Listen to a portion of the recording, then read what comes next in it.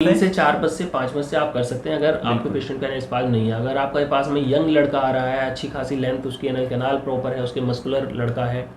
ना, तो आपको उसमें भी थोड़ा सा पेन फील कराएगा, लेकिन 4 पाइल्स आप इजीली कर सकते हैं। हाँ, और अगर आपको फ्यूज पाइल्स हैं, एक्सेल पाइल हैं, तो आपको उसमें नहीं करना है, क्योंकि ऐसी पेशेंट में डॉक्टर साहब मेरा आपसे ये सवाल है कि हम एक बार में कितने पाइल्स कर सकते हैं? जैसा कि आपने अभी बताया कि ये मरीज की स्थिति के ऊपर डिपेंड करता है कि अगर उसको एनल स्पाज्म है यानी उसका गुदा मार्ग जो है संकुचित है, तो उस हिसाब से हम डिसाइड करेंगे कि हम उसको कितने पाइल्स ऑपरेट कर सकते हैं। अगर गुदा मार्ग के अंदर पाइल्स हैं तो हम वो सारे के सारे भी कर सकते हैं, डिपेंड करेगा स्पाज्म कितना है। लेकिन जो बाहरी तरफ 3 है से 4 बज से 5 बज से आप कर सकते हैं अगर आपके पेशेंट का एनल स्पाज्म नहीं है। अगर आपके पास में यंग लड़का आ रहा है, अच्छी खासी लेंथ उसकी एनल कैनाल प्रॉपर है, उसके मस्कुलर लड़का है ना, तो आपको उसमें भी थोड़ा सा पेन फील कराएगा, लेकिन 4 पाइल्स आप इजीली कर सकते हैं। हाँ, और अगर आपको फ्यूज पाइल्स हैं, एक्सेल पाइल हैं, तो आपको उसमें नहीं करना है, क्योंकि ऐसी पेशेंट में आपके पेशेंट का एनोडर्म ज़्यादा लॉस होगा, स्किन ज़्यादा लॉस होगी, तो लैट्रिन का रास्ता खुलेगा नहीं। और जो डॉक्टर साहब ट्रेडिशनल डॉक्टर जो इस तरह के मरीज हैं जिनका बहुत सारे लोग कहते हैं कि हमारा रास्ता संकुचित हो गया है, वो इसी के शिकार हुए होते हैं। उनके जो बादी मस्से बाहरी मस्से होते हैं, तो वो मरीज उनको जाके डॉक्टर से ऑपरेट करा लेते हैं, या ट्रेडिशनल जो डॉक्टर हैं उन ट्रेडिशनल डॉक्टर्स के पास में जा करके वो, क्योंकि उन्हें तो अच्छा, इसमें डॉक्टर साहब हम उस डॉक्टर की गलती नहीं कहते, उसमें पेशेंट की भी गलती है। बिल्कुल, क्योंकि एक तो उसको प्रॉपर ये समझना चाहिए कि क्या ये डॉक्टर गुदा रोग विशेषज्ञ है, इसने कोई पढ़ाई की है, क्योंकि केवल अकेले और अकेले आपके BMS जो आयुर्वेदाचार्य हैं, जो आयुर्वेदिक डॉक्टर्स हैं, उसके बाद केवल किस जो संस्थान में एकेडमिकली पढ़ाई होती है गुदा रोग विशेषज्ञ है। क्योंकि हम जब उसमें 4 सूत्र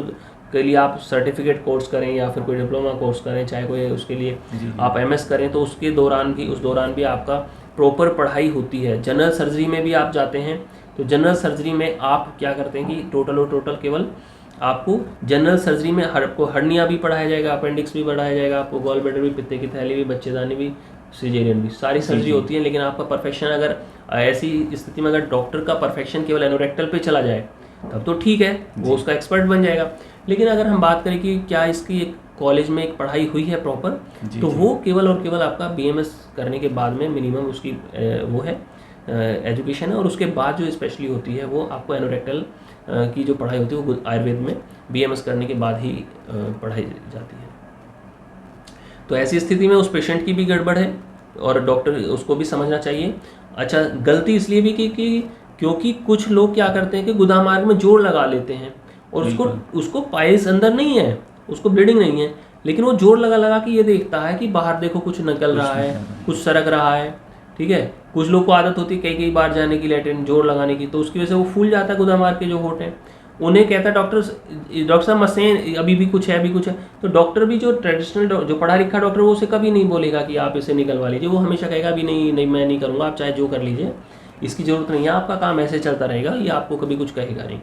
ठीक है। लेकिन ट्रेडिशनल डॉक्टर के पास आप जाओगे, आपने इशारा दिया, उसने कैच कर लिया, बोले आ जाइए लेटिए, आपका ऑपरेट कर देते हैं। तो उसमें ऐसी स्थिति में आपको खुद भी समझदार होना पड़ेगा, और एनल स्पाज्म ना बने, एनल स्टोनिस ना बने, एनल स्ट्रक्चर ना बने। और इसीलिए मैं कहता हूँ कि अपनी जो हेल्थ के लिए एनोरेक्टल में एजुकेशन का भी अभी कितना ज़्यादा ज़रूरत है, हेल्थ एनोरेक्टल एजुकेशन की, क्योंकि हमारे देश में अभी भी ज़्यादातर वो दीवारों पे लिखा रहता है ट्रेडिशनल डॉक्टर के नाम, और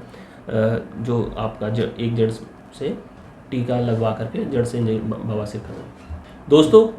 मैं इसी बीच में बता दूं साथ के साथ, अगर आप लोगों को ये वीडियोस अच्छी लग रही हैं, ये एक सिलसिला जो हमने बातों के माध्यम से, क्योंकि मुझे जो डायरेक्ट इंटरव्यू है मुझे वो ज़्यादा करना नहीं आता है, तो मुझे लगा कि डॉक्टर आशीष से मिल करके कि मैं क्या यार एक काम करते हैं, अभी मरीज की तरह अगर आप लोगों को समझाया जाए, सिखाया जाए, तो मुझे नहीं लगता कि अब और इससे ज़्यादा आसान रास्ते से आपके लोगों की इस एजुकेशन को डेवलप करने के लिए और कुछ किया जा सकता था। तो दोस्तों, इस चैनल को आप सब्सक्राइब भी कर सकते हैं दोस्तों, आप इसको लाइक भी कर सकते हैं और दूसरे के साथ में शेयर भी कर सकते हैं दोस्तों। Thank you.